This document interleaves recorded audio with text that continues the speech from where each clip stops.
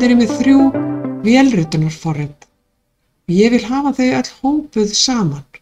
Ég get þá hægri smellt hérna og sagt add to new group og af því það var ekki til fyrir, setur hérna til dæmis fingrasetning. Þá fer þetta hér inni, ef ég slekk á þessu hérna, smelli á þetta, þá hverfur þetta hér inni. Það er þetta eins konar mappa.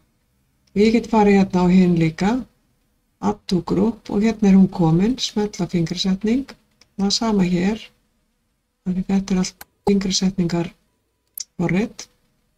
Og þá get ég bara falið, ef ég er ekki í fingrasetningu, þá get ég smellt hér og lokað.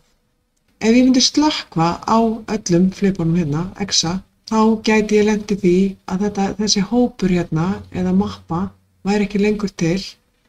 Þess vegna er tilvalið að til þess að hún opnist næst þegar ég opna hérna váran, að segja save group. Og þá kemur tákn fyrir hana hérna upp á bookmarksbar.